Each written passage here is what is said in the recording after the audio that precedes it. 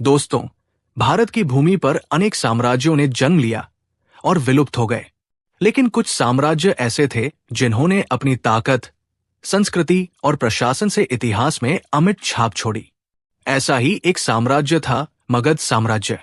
आइए इस वीडियो में जानें इस गौरवशाली साम्राज्य की शुरुआत, विस्तार और अद्वितीय योगदान। मगध नाम की उत्पत्ति यहां रहने वाली एक प्राचीन जनजाति मगध जन से मानी जाती है।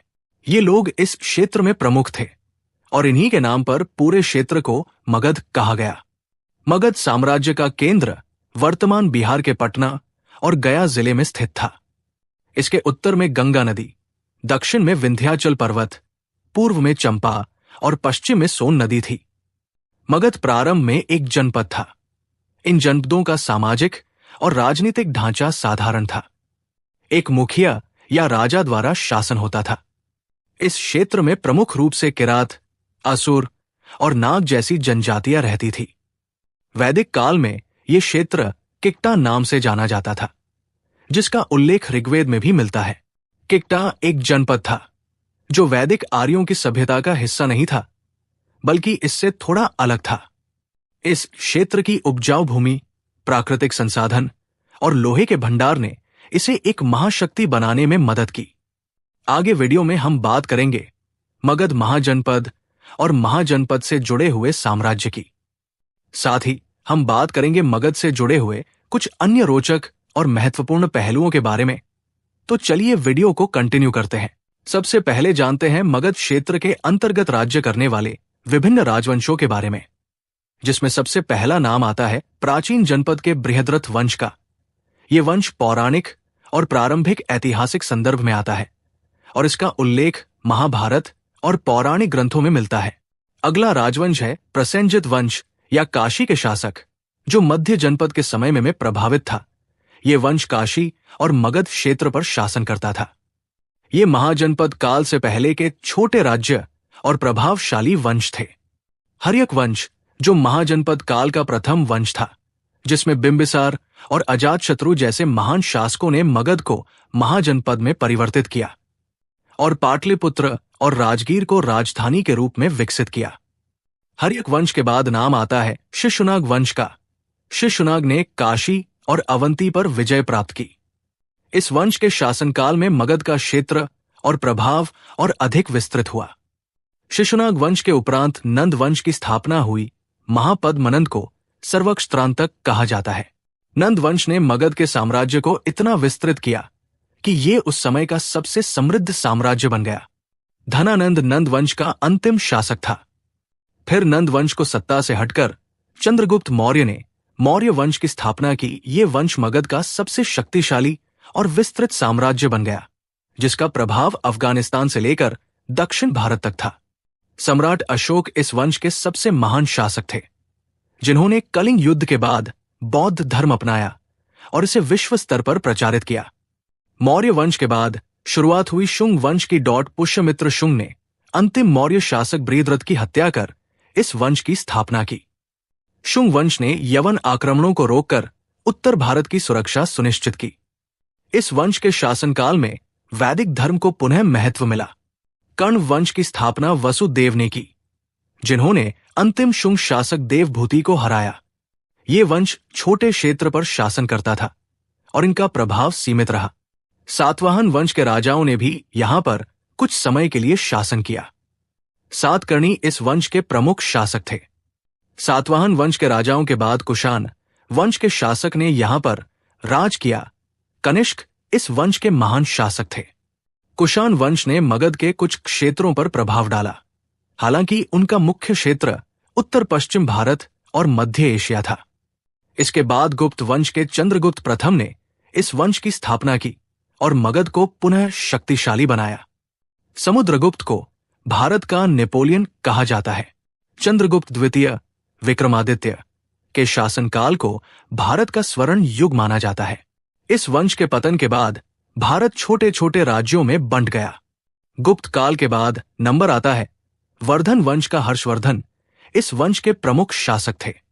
उन्होंने उत्तरी भारत को संगठित किया और मगध उनके साम्राज्य का हिस्सा बना। उसके बाद आया पाल वंश। गोपाल ने इस वंश की स्थापना की। धर्मपाल और देवपाल ने नालंदा और विक्रमशिला विश्वविद्यालयों का निर्माण कराया। पाल वंश बौद्ध धर्म के पुनरुत्थान के लिए प्रसिद्ध है। पाल वंश के बाद सेन वंश ने भी यहां पर राज किया। लक्ष्मण सेन इस वंश के अंतिम शासक थे। सेन वंश के पतन के बाद दिल्ली सल्तनत का उदय हुआ। दिल्ली सल्तनत और मुगल साम्राज्य के दौरान मगध इन साम्राज्यों का हिस्सा रहा। फिर बक्सर की लड़ाई के बाद मगध ईस्ट इंडिया कंपनी के अधीन आ गया और स्वतंत्रता संग्राम का प्रमुख केंद्र भी रहा। तो ये थी जानकारी मगध क्षेत्र में राज करने वाले शासक वंशों की। अब बात करते हैं समय समय पर मगध क्षेत्र की सीमाओं के बारे में। मगध की सीमाएं समय के साथ बदलती रही हैं और इसकी भौगोलिक स्थिति विभिन्न कालों में प्रभावी रही। आइए हम मगध के जनपद काल से लेकर विभिन्न साम्राज्यों तक की सीमाओं का विश्लेषण करें। जनपद काल में मगध एक प्रमुख जनपद था जो मुख्य रूप से वर्तमान बिहार के क्षेत्र में फैला था। महाजनपद काल में इस काल में मगध महाजनपद के रूप में अस्तित्व में आया और इसके क्षेत्र में वृद्धि हुई।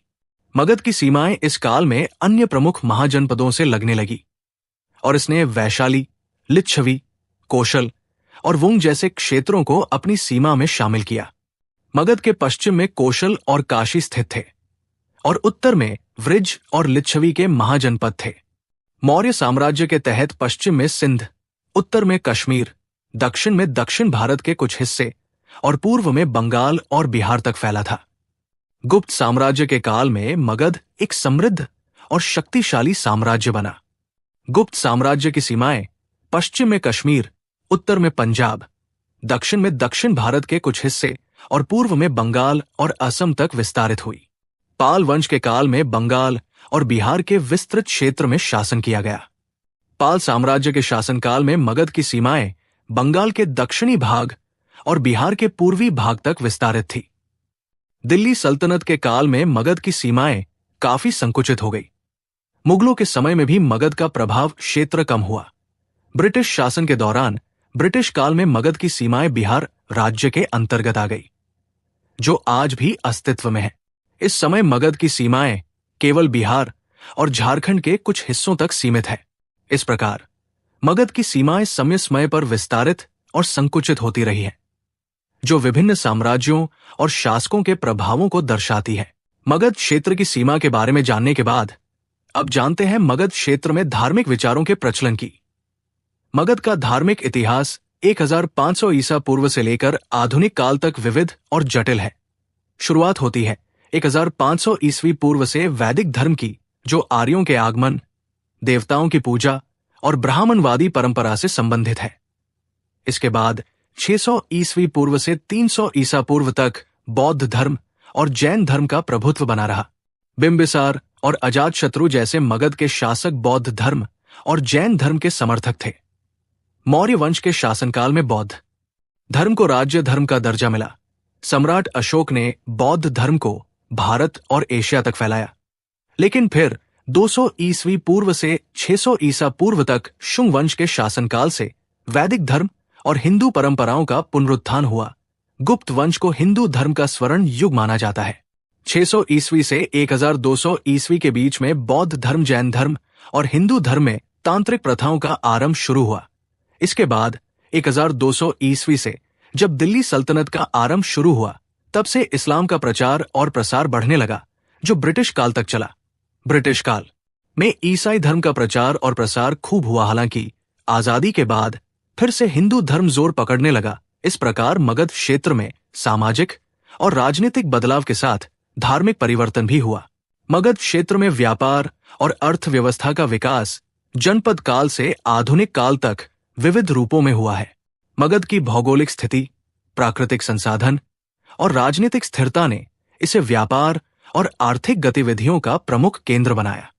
आइए इसका विस्तृत विवरण समझते हैं। जनपद काल में प्रारंभिक अर्थव्यवस्था कृषि पर आधारित थी। वस्तु विनिमय प्रणाली का प्रचलन था। हस्तशिल्प, बर्तन निर्माण और कपड़ा उत्पादन जैसे छोटे उद्योग विकसित हो रहे थे। लेकिन महाजनपद काल आते आते मगध व्यापारिक तौर पर काफी समृद्ध हो गया था। राजगीर, पाटलिपुत्र, वैशाली ये व्यापार के प्रमुख केंद्र बन गए थे। लोहे के भंडार मिलने से मगध में कृषि औजार और हथियार बनाने का उपक्रम बहुत तेजी से चला। इस समय चांदी और तांबे के सिक्के से बने पंचमार्क सिक्कों का प्रचलन शुरू हुआ और वस्तु विनिमय प्रणाली का धीरे धीरे अंत हुआ। उस समय व्यापारी उत्तरी भारत के अन्य महाजनपदों और दक्षिण एशिया तक व्यापार करते थे। मौर्य साम्राज्य की राजधानी पाटलिपुत्र व्यापार और वाणिज्य का अंतर्राष्ट्रीय केंद्र बन चुकी थी। व्यापारिक मार्गों का विकास किया गया। ये मार्ग मध्य एशिया, यूनान और चीन से जुड़ने थे। गुप्त काल में पाटलिपुत्र व्यापार, शिक्षा और संस्कृति का केंद्र बन चुका था। इस समय सोने के सिक्के जारी किए गए थे। व्यापार का विस्तार रोम और दक्षिण एशिया तक हो चुका था। आज मगध क्षेत्र भारत का एक प्रमुख आर्थिक क्षेत्र है। तो दोस्तों, ये थी जानकारी मगध के राजनीतिक, धार्मिक और व्यापारिक इतिहास की। आपको ये वीडियो कैसा लगा हमें कमेंट में जरूर बताएं।